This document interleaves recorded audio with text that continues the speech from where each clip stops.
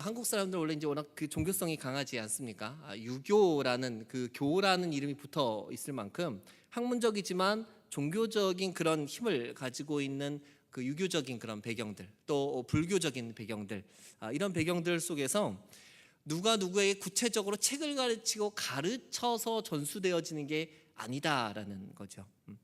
우리가 이 10월달 영성에 대해서 이야기를 하지만 이 영성이라는 게 어찌 보면 기독교에만 있는 영성이 아니고요, 다른 종교에도 영성이라는 것이 사실 있다라고 말할 수 있을 겁니다. 그런데 그 영성이라는 것이 가르쳐서 되어지는 게 아니라, 글로 가르치는 것이 아니라, 글로 배우는 것이 아니라, 그렇게 함께 모여서 유교적인 그런 부분에서는 제사를 지낸다든가, 아니면 절에 가서 그런 또 제사를 지낸다든가, 또 우리가 교회에서 예배를 드린다든가, 이런 모습들을 통해서 다음 세대들이 배워가고 있다는 얘기예요. 기성세대들이 어떻게 하는가, 부모님이 어떻게 하는가, 아빠가 어떻게 하는가, 엄마가 어떻게 하는가를 보면서 우리 눈에 보이지 않는 그 영적인 흐름은요, 계속해서 흘러가고 있다라는 사실입니다. 그런 면에서 봤을 때 부모 세대들, 또 우리가 기성 세대들, 장년 세대들이 정말 우리 자녀들에게, 다음 세대들에게 어떠한 모습을 보여주어야 되는지, 아니 지금 내가 보이고 있는지 우리 스스로가 상당히 잘 조심스럽게 돌아봐야 될 것이다 라고 생각을 합니다. 그래서 제가 저희 집안에 그런 갈 때마다, 제사에 갈 때마다, 전에는 하나만 붙잡고 있으면 되는데 이제 둘을 붙잡고 있어야 되겠더라고요. 둘 딱 붙잡고 우리는 여기서 기도하는 거야. 우리는 여기서 하나님을 믿기 때문에 절하지 않고 기도하는 거야. 그러면서 또 저는 저 나름대로의 또 우리의 신앙을 계속 가르치고 있습니다. 그렇게 영성은요, 계속해서 흘러가고 있다라는 사실입니다. 그걸 우리가 분명 기억해야 될 겁니다. 영성에 대한 말씀을 묵상하면서 제일 먼저 떠오른 그 기억 중에 한 가지가, 어릴 적에 제가 교회를 다닐 적에 교회 어른들의 모습이 기억이 났습니다. 저는 어차피 집안에 그런 배경들이 없기 때문에 와서 볼 수 있는 사람들이 이 교회에 있는 분들이었어요. 집사님들, 권사님들, 전도사님들, 많은 사람들을 교회에서 보아왔죠. 고등학교 시절에 다니던 교회에서 한 권사님을 봤습니다. 이분은 예배 때면 정말 항상 앞에 앉으셔서 말씀을 열심히 들으셨고요. 또 평일에는 교회 기도실에서 지하 그냥 한 작은 방에서 항상 기도를 하시던 그런 권사님이셨습니다. 또 가끔은 목사님을 따라 신방도 가셨고, 토요일이면 어김없이 누가 뭐라고 하기 전에 먼저 청소 도구를 들고 조용히 혼자 손을 모으고 이 강단 앞에서 기도를 하시고, 강단에 올라 목사님의 강대상, 설교단과 사회단을 말없이 닦고 청소를 하셨죠. 그때만 해도 거의 다 나무였기 때문에 그 나무 하나하나 결을 따라서 마른 수건으로, 젖은 수건으로 일일이 그 강단을 청소하는 그 권사님의 모습을 보았습니다. 그리고 주일이면 또 항상 주방에서 교회 성도들을 위해서 밥을 짓고 또 밥을 퍼주셨던 바로 그 권사님이셨습니다. 교회에서 신앙생활도 오래 하셨고, 다른 사람들에 비해서 그런 연륜이나 나이도 있기 때문에 때로는 조금 미숙한 사람들을 향해서도 고성이 오갈 법도 했지만, 그러나 모든 일에 있어서 큰 소리 없이 조용히 그리고 성실하게 자신의 역할을 감당하셨던 권사님이셨습니다. 그러다 보니까 많은 분들이, 많은 성도들이 이 권사님을 모두 좋아했고요. 또 권사님 역시 많은 사람들을 귀하게 여기시고 사랑하셨습니다. 지병으로 돌아가셨는데 그분이 돌아가셨을 때 많은 교인들이 함께 슬퍼했고 이별의 고통을 나누기도 했습니다. 그런 권사님이셔서 그런지 그 아드님은 교회에 지금 장로님이 되어 있습니다. 그것도 몇 번의 사업의 위기와 또 여러 가지 어려움을 겪었지만, 그러나 지금은 안정적으로 사업체를 또한 이끌고 있고, 또 목사님을 도와서 교회의 큰 역할들을 감당하는 바로 그런 장로님이 되셨습니다.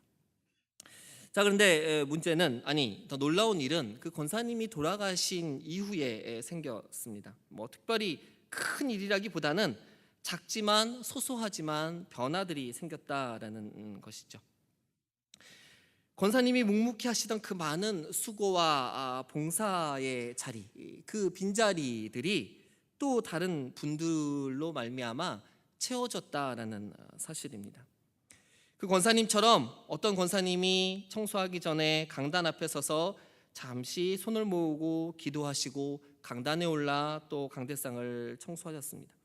또 그 권사님 대신으로 기도실을 지키기 위하여 또 많은 권사님들이 오셨고, 목사님을 돕고 주방에서 열심히 봉사하면서 성도들을 섬기는 권사님들이 나타났다라는 사실이죠. 물론 그 권사님이 계실 때 함께 하셨던 그런 권사님들이고 집사님들이지만, 그러나 그 권사님의 모습대로, 그 권사님이 하셨던 그 모양대로 봉사도 청소도 기도도 그대로 그분을 닮아서 해 나가시고 있다라는 겁니다. 그 모습들을 바라보면서 한 분 권사님이 보여주셨던, 한 분 권사님이 성도들에게 보여주셨던 그 삶의 모습이 나머지 다른 분들에게 고스란히 전하여지고, 그분이 가지고 있던, 그분의 우리 이달의 주제로 표현한다면 그분이 가지고 있던 그 영성이 다른 많은 분들에게 흘러가서 똑같은 모습으로, 동일한 모습으로 나타나고 있다라는 사실입니다.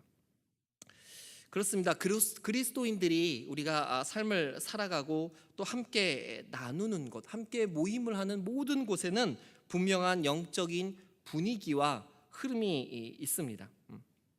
그 권사님의 사역지는 청소하는 강단이었고 기도하는 기도실이었고 밥 짓는 주방이었지만, 그러나 그분의 그 섬김의 모습이, 그 섬김의 영성이 그대로 그 공동체의 영성을 보여주었고 또 그렇게 흘러갔다라고 말할 수 있습니다. 그분이 보이셨던 그분 삶의 가장 중심은 무엇이었을까요? 봉사하기 좋아하는 마음이었을까요? 사람들을 사랑하는 마음이었을까요? 저는 잘 알지 못합니다. 그러나 제가 그분의 모습을 보고 또 그분을 따르는 많은 사람들의 모습과 행동들을 볼 때, 그분들이 최우선으로 여기는 것, 그분들이 최우선으로 의식하는 것, 그분들이 가장 먼저 하는 일은요, 하나님을 기억하려고 했다라는 겁니다. 하나님 앞에 겸손하게 나아가려고 했다라는 사실입니다. 무슨 일을 하려고 할 때 항상 손을 모으고 잠시지만 하나님 앞에 기도하는 모습인 겁니다. 심지어 차를 운전하는 기사 집사님도 앉아서 먼저 손을 모으고 하나님, 오늘 운전을 안전하게 해주십시오라고 기도하는 그 모습들이 보였다라는 사실입니다. 우리가 그들의 내면을 알 수는 없지만, 그러나 그들이 보여주는 그 작은 모습들을 통하여서 그들이 가지고 있는 마음과 하나님을 향한 믿음과 또 그들이 이어가는 그 영성의 모습들이, 그 삶들이 분명히 드러나게 된다라는 사실입니다. 단순히 흘러가는 것에서 끝나는 것이 아니라 그것이 드러나는 삶으로 바뀌어지게 된다라는 것입니다.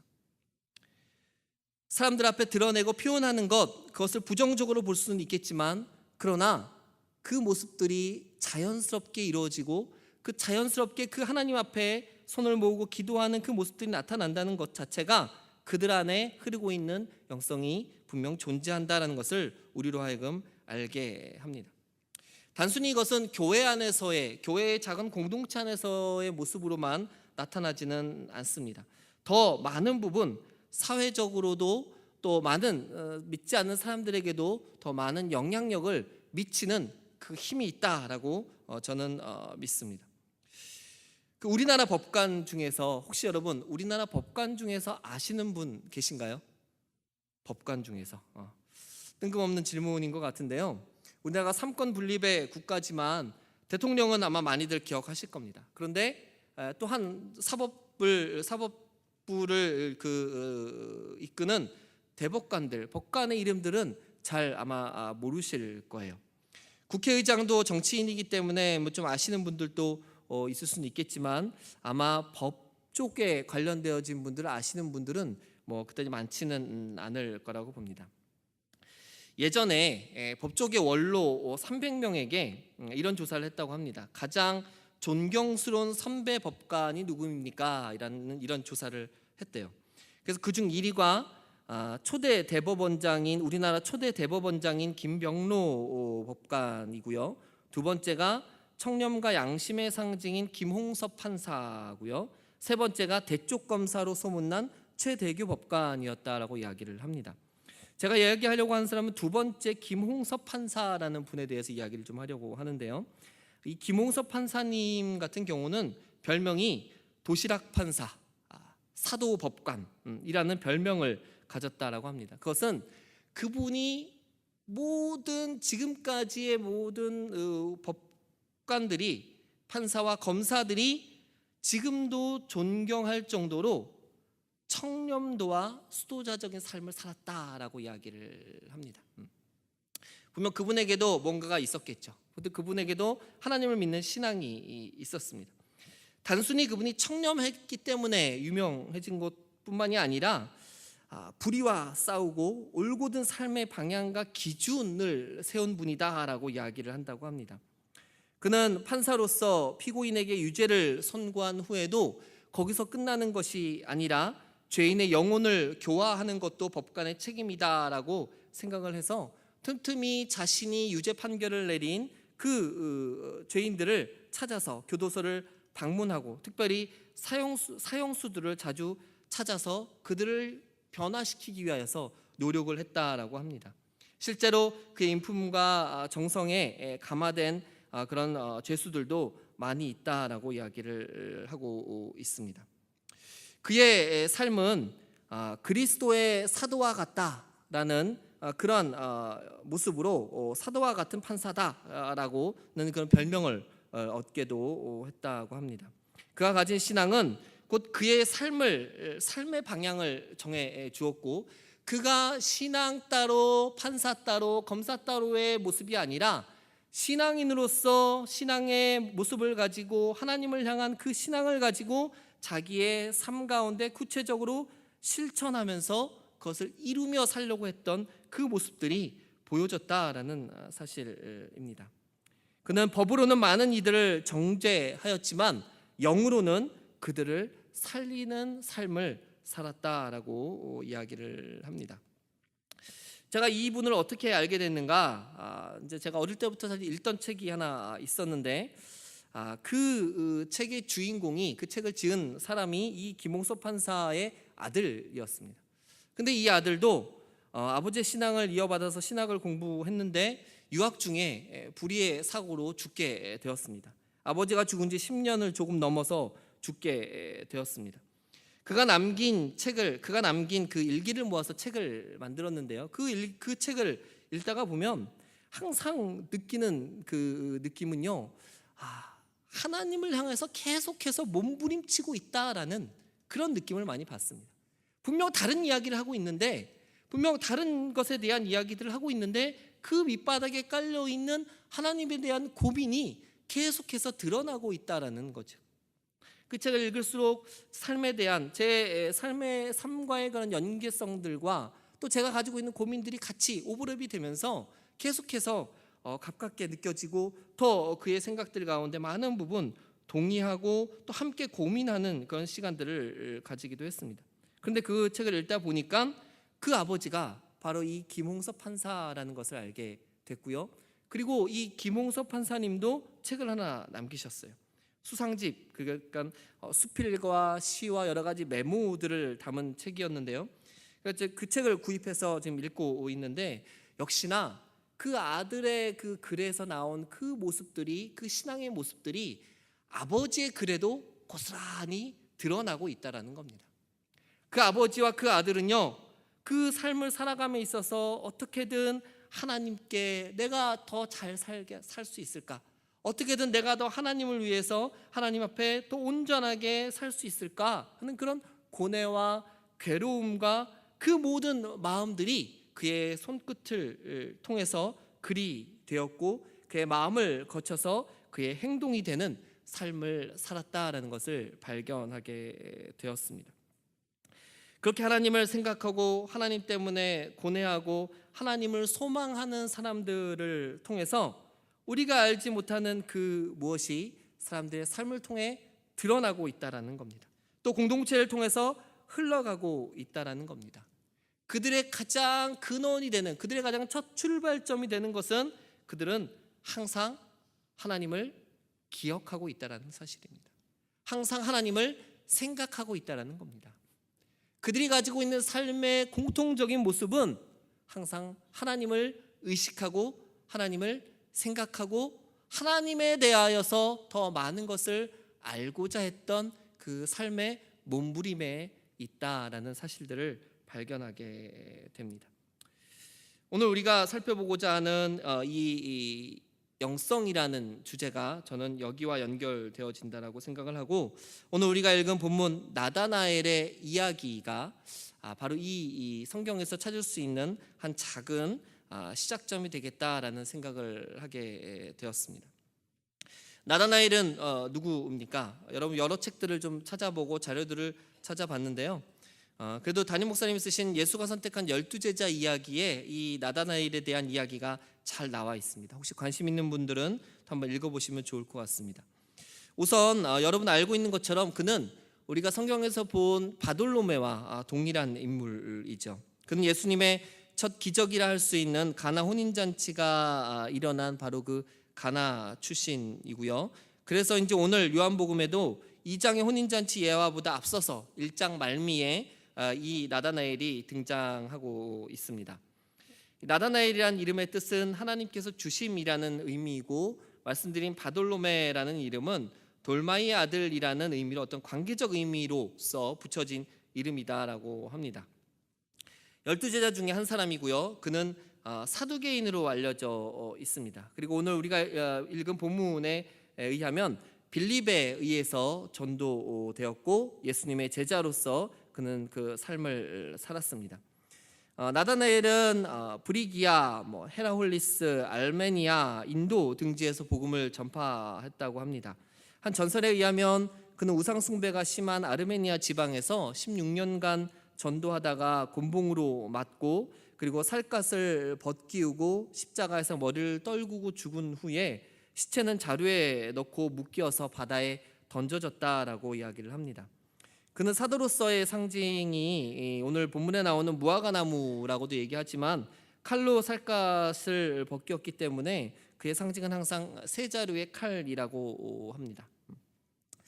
이 나다나엘이 살고 있던 사회, 그 사회는 어떤 사회였는가? 이때는 로마가 이스라엘을 식민 통치를 하고 있던 시기였죠. 그렇기 때문에 이스라엘 사람들에게 가장 시급한 것은 정치적 메시아가 나타나는 것이었습니다. 빨리 지금 이 억압된 상태에서 이 식민지에서 우리를 해방시켜줄 그런 메시아를 갈망하던 시기였죠.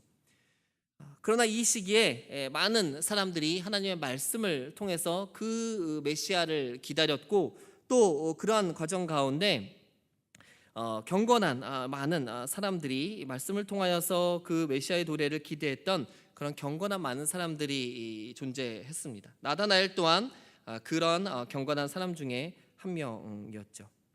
그럼에도 이 나다나엘은 어떤 편견을 가지고 있는 사람이었습니다. 우리가 오늘 읽지 않았지만 46절에 보면 이렇게 표현을 합니다. 나다나엘이 이르되 나사렛에서 무슨 선한 것이 날 수 있느냐.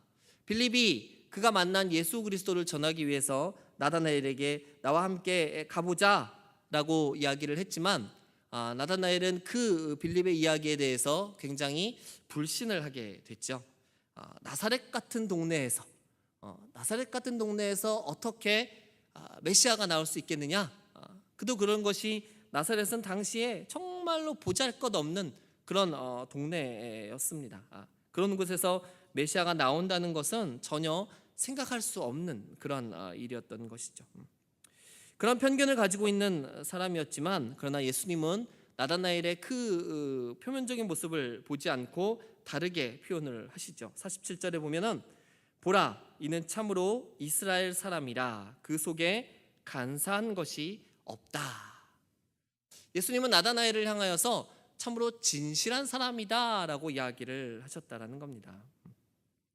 사실 당시 많은 유대인들이 아브라함, 이삭, 야곱의 자손이라는 그 자부심으로 교만했습니다. 바리새인이나 사두개인들은 아마 그 극치에 있는 극치를 달렸던 사람들이지만 아마 예수님 보시기에 나다나엘에게서는 그러한 교만함을 찾을 수가 없었다라고 말씀을 하시는 것이죠.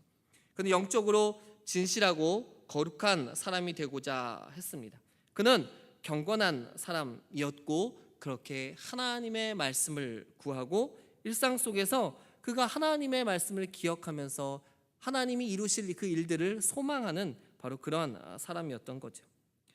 그런 나다나엘이 자신을 향한 예수님의 말씀에 놀라움으로 되묻습니다. 어떻게 나를 아십니까? 어떻게 당신은 나를 본 적이 없는데, 나는 당신을 오늘 처음 보는데 당신이 나를 압니까? 라고 물어봅니다. 그러자 예수님이 이렇게 말씀을 하셨습니다. 48절 후반부에 빌립이 너를 부르기 전에 내가 무화과 나무 아래에 있을 때에 보았노라. 어디에 있을 때예요? 무화과 나무 아래에 앉아 있을 때. 무화과 나무에 앉아서 빌립이 뭘 했을까요? 성경에는 뭘 했는지 나오지 않죠. 그러나 이때 당시에 이스라엘의 경건한 사람들의 모습을 보면 그런 무화과 나무 밑에서 주로 하는 일들이 하나님의 말씀을 묵상하고 기도하는 그러한 경건한 시간들을 가졌다라고 이야기를 합니다. 그것은 하나님께 나아가는 교통의 장소였다라고 이야기를 합니다. 목사님 책에 이렇게 쓰여 있습니다. 나다나엘은 이번에도 아마 변함없이 언제나 그가 있었던 자리, 그가 앉아있던 자리, 그가 서 있던 바로 그 자리에 있었을 겁니다. 아마 빌립은 그것을 잘 알았기 때문에 나다나엘에게 급하게 달려가서 나랑 같이 가보자, 내가 메시아를 만났다라고 이야기할 수 있었을 겁니다. 아마 나다나엘에게 무화과 나무 아래에 앉아있는 것은 그에게 중요한 삶의 시간이었고 삶의 순간이었을 겁니다. 그에게 하나님께 나아가는 거룩한 습관의 시간이었겠죠. 그가 성장할 수 있는 영적 성장의 발판이 되는 바로 그런 현장이었을 것입니다. 그게 그의 일이었고 아마 그게 그의 사명이 아니었을까 생각해 봅니다. 나다나엘의 영성은 그렇게 무화과 나무 아래에서 성장하였고 성숙한 것이 틀림없습니다. 어떻게 해요? 하나님을 생각하면서 하나님의 말씀을 묵상하면서 그는 성장해 갔을 것입니다. 나다나엘의 영성은 분명 바리새인과 다른 사두개인의 그것과는 다른 것이었습니다. 우리가 지난 주일 말씀을 통해서도 바리새인들의 기도를 들었죠. 사두개인들이 하는 기도를 들었습니다. 그들은 사람들에게 보이기 위해서 기도했고 중언부언하며 자신을 위하여 주문을 외우는 기도를 하는 사람들이었습니다. 그들의 영성은 영성이랄 것도 없겠지만 그러나 그 모든 것들이 자기 자신에 근거한 것이고 자기를 드러내기 위한 것, 자신을 높이기 위한 것이었다는 것을 우리는 너무나도 잘 알고 있습니다. 그런 반면에 나다나엘은 그러한 교만함이 없이 조용히 하나님 앞에 나아가고 하나님 말씀을 묵상하고 말씀을 들으려고 노력했고 그리고 그 시간을 온전히 하나님 앞에 드린 사람이었다라는 겁니다.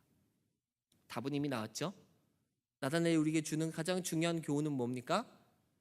우리에게도 그러한 무화과 나무 아래의 시간들이 필요하다라는 겁니다. 우리가 그 노력이 없다면, 우리가 그러한 나만의 무화과 나무가 없다면은 우리의 모습은, 우리의 영은, 우리의 영성은 성장할 수 없다라는 겁니다.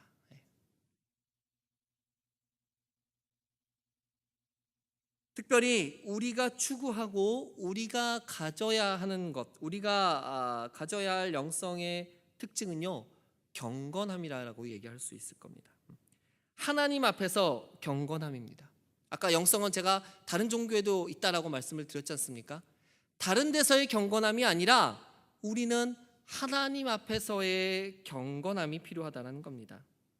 교만함이 아니라 나를 더 낮추고 한 분 하나님을 주로 모시고 예수 그리스도를 고백하는 경건함이 우리에게 필요하다라는 겁니다.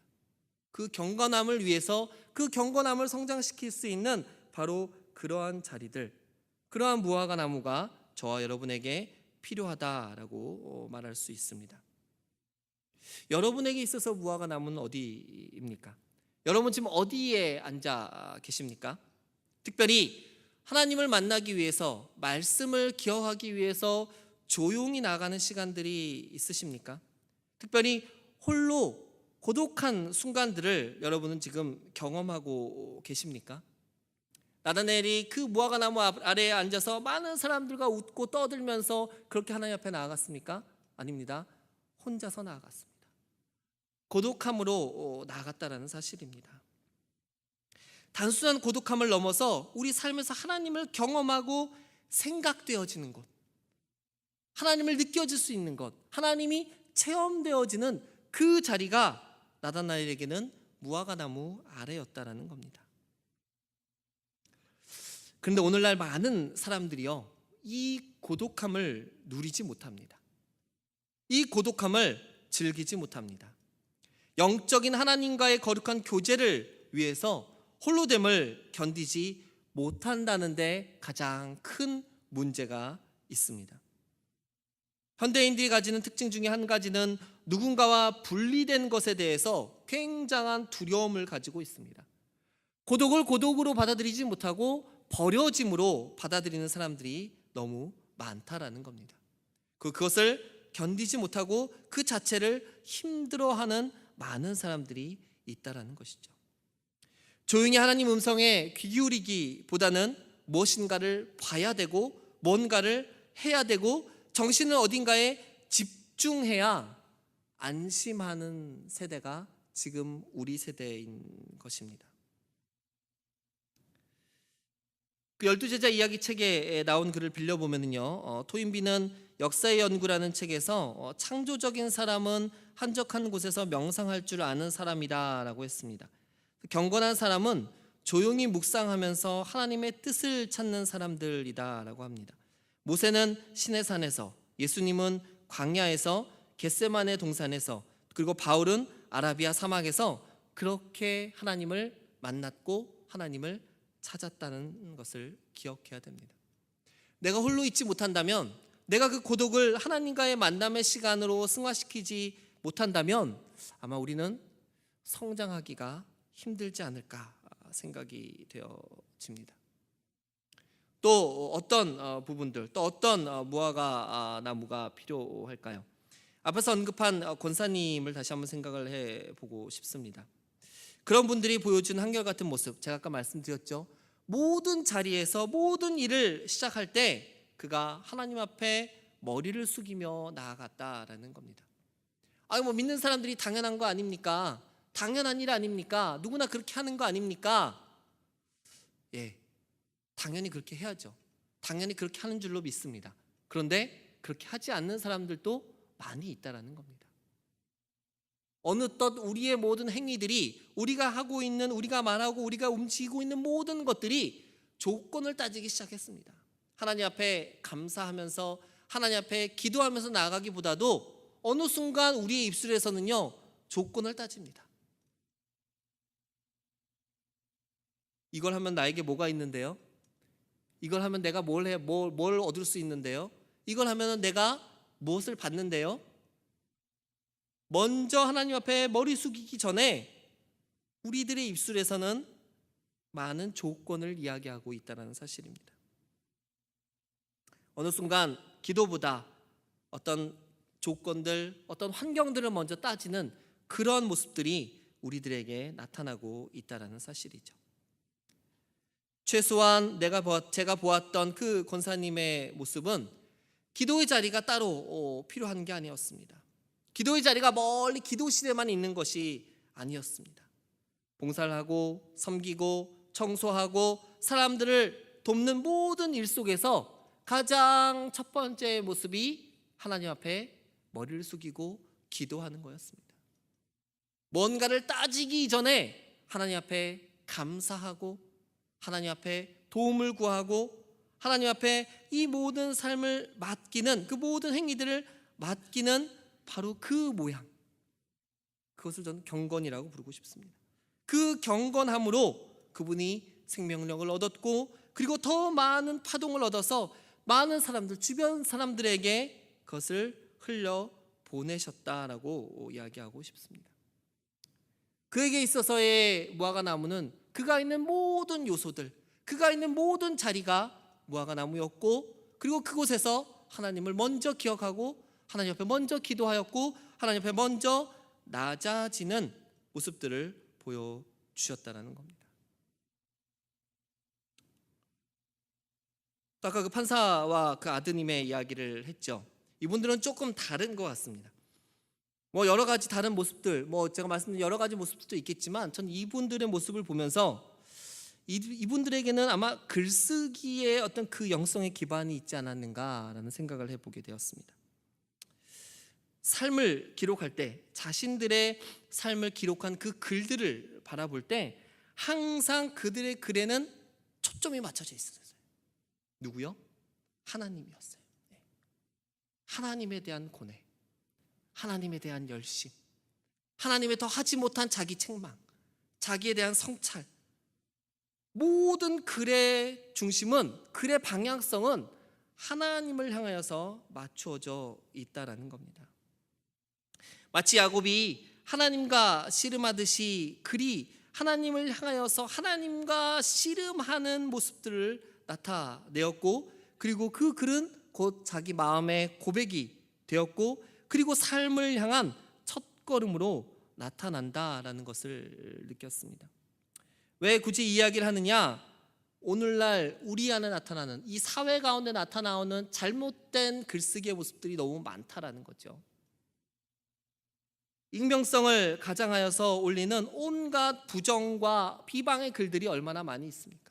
그것을 이용하고 그것을 아무렇게나 써대는 그러한 잘못된 글들이 이 세상 가운데 공해와 같이 많이 있다라는 사실입니다. 이런 시기에 참으로 이런 영적인 글쓰기도 우리에게 있어서는 우리 스스로를 성장시키는 그런 작은 무화과 나무와도 같겠다라는 생각을 해보게 됩니다. 글 하나를 쓰더라도 우리가 조금 더 고민하고, 우리가 조금 더 같이 하나님 앞에 몸부림치면서 하나님을 기억하면서 하나님을 향하여 쓸 수 있는 그러한 글들이 이 시대에는 필요하다라고 말씀을 드리고 싶습니다. 또 한 후배가 있었습니다. 이 친구는 지금 티벳으로 지금 선교사로 나가 있는 후배인데요.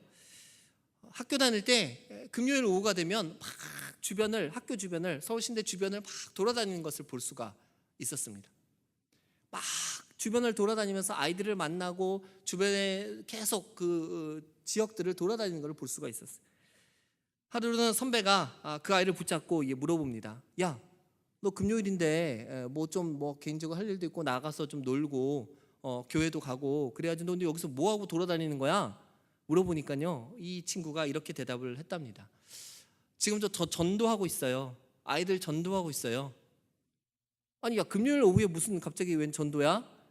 이게 제 영성 훈련이에요. 일주일 동안 공부하고 일주일 동안 학교 생활을 마치고 나서 그가 그동안 하지 못했던 자신의 영적인 관리들을 전도를 하는 거예요. 아이들을 전도하고 아이들에게 복음을 전함으로써 자기 스스로를 훈련하는 바로 그런 모습들을 보여주었다는 거죠. 그에게는 그게 하나님 앞에 나아가는 길이었던 겁니다. 작은 무화과 나무였던 것이죠. 하나님을 생각하고 말씀을 묵상할 거룩한 무화과 나무, 우리가 그 아래에 있다면요, 하나님이 분명 우리를 알아보실 겁니다. 나다나엘을 예수님이 알아보셨던 것처럼 하나님을 생각하는 사람들, 하나님의 말씀을 묵상하는 사람들, 하나님을 찾는 그 사람들을 향하여서 하나님이 우리를 알아보실 거라는 겁니다. 하나님이 우리를 알아보시는 그 장소는 아주 특별하게 구별된 장소일 수도 있겠지만, 그러나 내가 서 있는 모든 곳일 수도 있을 겁니다. 그곳에서 내 말과 내 글과 내 행동으로 우리는 우리의 신앙을 고백해야 될 줄 믿습니다.